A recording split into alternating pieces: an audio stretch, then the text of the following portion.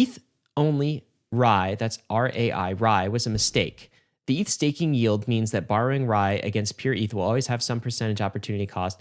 The RAI redemption rate should almost always be negative to reflect this opportunity cost. Decentralization is expensive.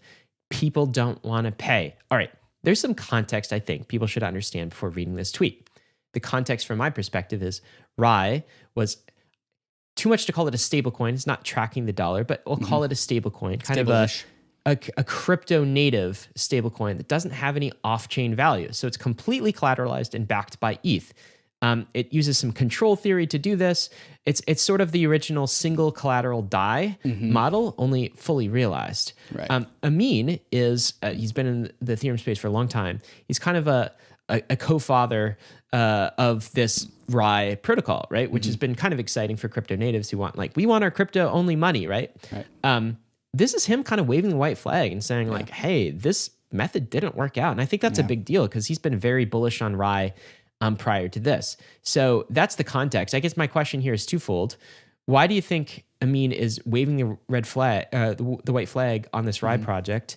And what does this mean for the future of crypto native stablecoins? Does this mean we'll never get here? Because RAI was one of the most promising projects there. And it's just like, look at the market cap, David. Yeah. It's down to like 8 million or so. So this is like the supply of DAI going down from like almost 100,000 or 100 million down to 8 million. And so like I'm saying like, man, this isn't working. People aren't using it. Yeah. He actually follows up with a second tweet that has some elaboration. He goes, I tried to do some casual interest rate manipulation to set the redemption rate for positive.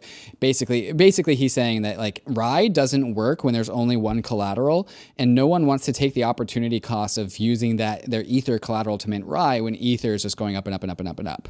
And so maybe RAI works. Wasn't he saying that maybe it works if you have staked derivatives in there instead? Like maybe, if you have ST ETH in it or like R ETH, maybe it works better. Yeah, so he says that the RAI team has always been doubling, tripling, quadrupling down on ungovernance, as in no governance mechanisms, just pure raw cryptography that makes this system work, which is admirable and very something that we should always aspire to. But he's saying that they went so far down the ungovernance route that they were never able to swap out Ether for something like staked Ether or anything else because they made their system so rigid. And so I think the lesson here is like, if you like, there is some benefit to having human governance, like going so far down the ungovernance. You can't ungovern too soon until you are ready for homeostasis. Right.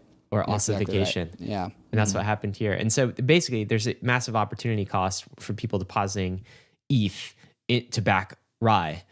Because it means they can't stake it. Yeah, or do anything else, Or do anything else. So it's a much higher cost of capital, and it's just the economics don't make sense. It's also just like, tip of the hat, it's hard to admit you're wrong.